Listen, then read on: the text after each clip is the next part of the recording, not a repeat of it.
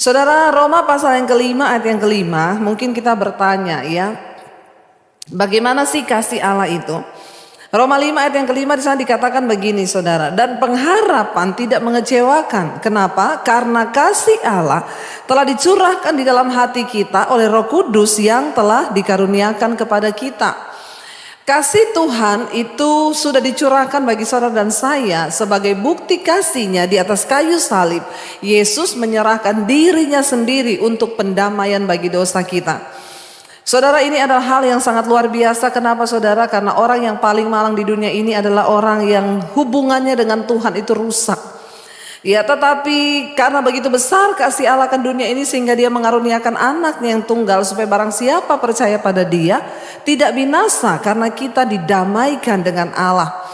Nah, kasih Allah itu saudara di sana dikatakan ya, kita ini menerima pengharapan yang tidak mengecewakan karena kasih Allah itu telah dicurahkan di dalam hati setiap saudara dan saya. Dan itulah yang harus kita bagikan.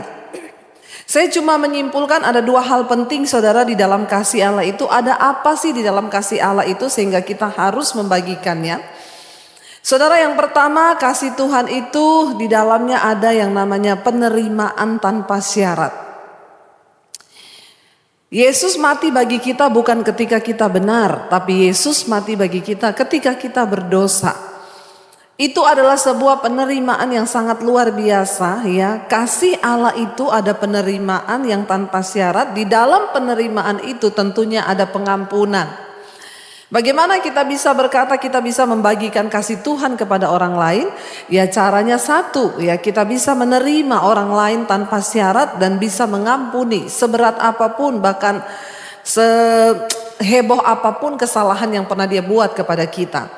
Cara yang pertama kita membagikan kasih Tuhan di dalam hidup kita adalah dengan kita menerima tanpa syarat orang lain. Bahkan mungkin ketika orang itu sudah melakukan kesalahan kepada kita yang bahkan mungkin dikatakan sudah tidak terampuni. Tetapi kalau kita mau sungguh-sungguh menjadi anak Tuhan, maka kita harus hidup di dalam kasih Tuhan, membagikan kasih Tuhan itu dengan cara apa? Penerimaan yang tanpa syarat. Istri-istri, hari ini mungkin engkau berkata, tapi suamiku itu bu, dia sudah sangat menyakiti hatiku. Kayaknya tidak lagi dapat aku maafkan karena begitu berat apa yang dia lakukan. Dengar baik. Kalau engkau memiliki kasih Tuhan di dalam hidupmu, maka engkau akan sanggup menerima seberat apapun kesalahan yang sudah dia buat saudara. Kita belajar dari kasih Kristus. Beberapa hari yang lalu saya menerima satu WA, dia berkata begini, bu, saya bersyukur. Waktu itu saya pernah WA ibu bahwa saya sudah berniat untuk menceraikan suami saya. Karena perbuatannya yang begitu sangat menyakitkan. Tetapi saat itu ibu menasihati saya untuk saya mencoba menerima dia dan berdoa buat dia, ya. Dan saya mendengarkan semua khotbah-khotbah ibu, dia berkata, saya bersyukur bu, hari ini rumah tangga kami dipulihkan, ya. Setelah sekian bulan saudara, ya, akhirnya dia berkata kepada saya bersyukur. Untung waktu itu saya mau mendengarkan nasihat yang ibu katakan. Iya saudara, tidak akan pernah ada pemulihan tanpa penerimaan. Istri-istri, ketika suamimu sedang melakukan kesalahan, jangan dihakimi, ya, jangan ditanyain lagi. Saya berkata kepada seorang ibu saudara, suaminya berselingkuh. Setiap kali suaminya pulang ditanyain, dari mana, apa yang kamu lakukan sama dia, mana WA-mu, coba saya cek. Ya, bagaimana bisa suaminya bertobat? Yang ada terjadi berantem hebat, bahkan akhirnya sampai ke pemukulan. Saya berkata kepada ibu ini, bu, yang ada di dalam suamimu itu adalah iblis yang coba untuk menghancurkan rumah tangga ibu. Apa yang harus ibu lakukan ketika ibu berkata ibu mau menyatakan kasih Tuhan? Kita belajar dari Kristus, kasih Kristus itu menerima tanpa syarat. Seringkali orang itu hanya butuh penerimaan bu. Jadi ibu tidak perlu menghakimi. Setiap kali pulang ditanya, baru pulang jam segini pasti ketemu perempuan itu. Mana HP-mu? Kamu tadi melakukan apa? Kemana saja? Akhirnya saudara, suaminya gak jadi pulang, pergi lagi saudara. Ya, pergi lagi, semakin hancur rumah tangga mereka. Kenapa saudara? Karena kita seringkali tidak mampu mengaplikasikan, membagikan kasih Tuhan itu. Setiap ada kehancuran, maka saudara, hanya kasih Allah yang akan sanggup memulihkan. Setiap persoalan, kehancuran di dalam keluarga, rumah tangga, dengan anak, dengan suami, dengan siapapun, percayalah hanya kasih Allah yang mampu memulihkan setiap hubungan. Dan bagaimana kita bisa membagikan kasih Allah itu kepada orang yang di sekeliling kita, suami yang bermasalah, anak yang bermasalah. Yang pertama, kasih Tuhan itu adalah penerimaan yang secara utuh tanpa syarat. Tuhan tidak berkata begini, ya aku akan mati bagi kamu asal kamu baik dulu, ya asal kamu benar dulu. Enggak, dia mati ketika kita sedang berdosa.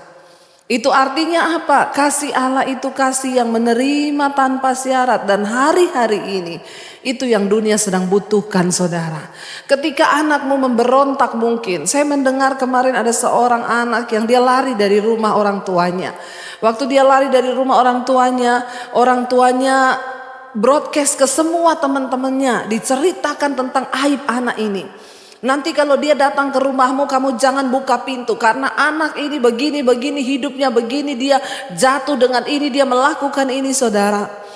Saya berkata, ya saudara, ini sebenarnya satu tindakan yang salah. Kenapa? Karena dengan penghakiman, orang tidak akan mungkin datang dan hubungan itu tidak mungkin akan dipulihkan. Cuma kasih Tuhan, penerimaan yang tanpa syarat. Ya, orang tua saya mau berkata hari ini, kalau anak-anakmu memberontak, jangan engkau hakimi. Terima mereka, saudara. Kadang-kadang hanya penerimaan tanpa syarat yang akan membuat orang itu bisa bertobat. Ya, bagaimana cara membagikan kasih Kristus? Mari kita praktekkan. Terima tanpa syarat. Ya, penerimaan yang tanpa syarat di dalam kasih Tuhan itu ada pengampunan. Ya, kita tidak mungkin bisa mengampuni orang kalau kita nggak bisa menerima dia tanpa syarat terlebih dahulu. Itulah kasih Tuhan. Yang kedua, di dalam kasih Allah itu ada apa, saudara? Ada pengharapan. Ya, Roma pasal 5 ini berkata, dan pengharapan tidak mengecewakan karena apa? Kasih Allah itu telah dicurahkan di dalam hati kita oleh Roh Kudus yang dikaruniakannya kepada kita. Ini yang dunia sedang butuhkan hari-hari ini. Kenapa gereja di tempat ini mengangkat tema membagikan kasih Allah kepada orang di sekeliling kita? Karena dunia sedang membutuhkan dua hal terpenting ini, dan itu hanya ada di dalam kasih Tuhan. Yang pertama, penerimaan tanpa syarat. Yang kedua, pengharapan, saudara. Dunia sedang mencari pengharapan hari-hari ini. Di tengah gejolak, di tengah gelombang, di tengah goncangan yang begitu hebat. Semua orang sedang mencari, berjalan kepada satu hal yang mereka cari hari-hari ini adalah pengharapan. Kita bersyukur, ya, Tuhan datang dalam hidup kita. Kasih Allah dicurahkan dalam hidup kita untuk memberi apa? Pengharapan. Bahwa hidupmu belum hancur, bahwa engkau belum terlalu kotor, bahwa engkau belum terlalu rusak, dan Tuhan masih sanggup untuk memberikan engkau pengharapan, dan engkau bisa bangkit melihat masa depan yang penuh harapan itu. Itu kasih Tuhan. Di dalam kasih Tuhan ada pengharapan, saudara. Kenapa seringkali banyak orang bunuh diri? Sebenarnya bukan karena dia tidak melihat doa atau harapannya itu tidak dijawab, atau tidak dia melihat kenyataan terjadi seperti yang dia harapkan. Kenapa orang bisa bunuh diri, saudara? Karena dia tidak memiliki pengharapan itu sendiri. Ya, bukan karena pengharapannya tidak menjadi kenyataan, tetapi dia sudah hidup tanpa pengharapan. Saudara, orang akan menjadi kuat ketika dia hidup dalam keadaan apapun, tapi masih ada pengharapan. Itu yang akan membuat dia bangkit ketika masih ada pengharapan bahwa dia akan melihat sesuatu yang lebih baik. Tetapi ketika orang putus asa, diintimidasi, dihakimi, lalu dia sudah hidup tanpa pengharapan lagi, itu yang sangat berbahaya.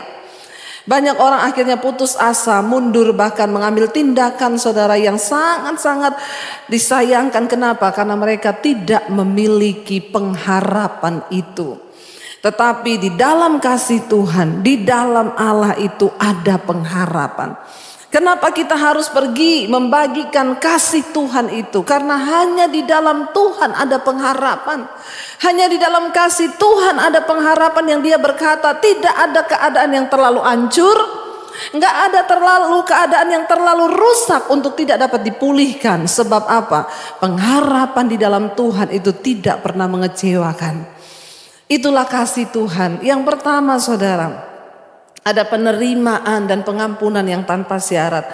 Yang kedua, orang yang membagikan kasih Allah itu dia sedang membawa pengharapan kepada kehidupan orang lain. Saudara, di tengah masa pandemi ini mari kita melihat keadaan di sekeliling kita. Ada begitu banyak orang yang sedang rapuh. Inilah saatnya yang Alkitab berkata tuaian sedang menguning. Kalau kita mau buka mata dan kita mau peka dengan pekerjaan Tuhan, maka kita akan tahu bahwa hari-hari inilah hari tuaian itu menguning. Saya bersyukur saudara, lewat pelayanan saya di YouTube saya dengan Mesbah Doa, saya mendengar ada begitu banyak kesaksian orang-orang yang mulai mengalami pemulihan. Kenapa? Karena mereka mendengar tentang kasih Tuhan. Tidak ada harapan, tidak ada keadaan yang terlalu buruk untuk Tuhan bisa pulihkan selama kita masih punya pengharapan di dalam kasih Tuhan. Saudara, 1 Yohanes pasal 4 ayat yang ke-11 sampai ayat yang ke-13 dikatakan begini, ini yang harus kita catat baik-baik. Saudara-saudaraku yang kekasih, jikalau Allah sedemikian mengasihi kita, maka haruslah kita juga saling mengasihi. Ayat 12, tidak ada seorang pun yang pernah melihat Allah. Jika kita saling mengasihi, Allah tetap di dalam kita dan kasihnya sempurna di dalam kita. Ayat 13, demikianlah kita ketahui bahwa kita tetap berada di dalam Allah dan Dia di dalam kita. Ia telah mengaruniakan kita mendapat bagian di dalam rohnya. Jadi bagaimana cara kita ini bisa tahu bahwa kita ada di dalam Allah dan kita hidup di dalam kasihnya? Tidak ada seorang pun yang sudah pernah melihat Allah. Saya juga belum pernah melihat Tuhan dengan mata saya. Saudara juga mungkin belum pernah melihat Tuhan dengan mata jasmanimu. Ayat ini berkata, tidak ada seorang pun yang pernah melihat Allah. Ya, jika kita saling mengasihi, itu artinya apa? Allah ada di dalam kita dan kasihnya itu sempurna di dalam kita. Bagaimana kita meyakinkan bahwa kita ini masih hidup di dalam Tuhan dan Tuhan ada di dalam kita? Jangan terlalu pede. Banyak orang Kristen pede. Dia pikir Tuhan ada di dalam hidupku. Wah, Tuhan menyertai hidupku. Tapi kalau engkau tidak tinggal di dalam kasih, engkau bermusuhan dengan keluargamu, saudaramu, dengan orang siapapun, maka itu adalah sebuah kebohongan, saudara.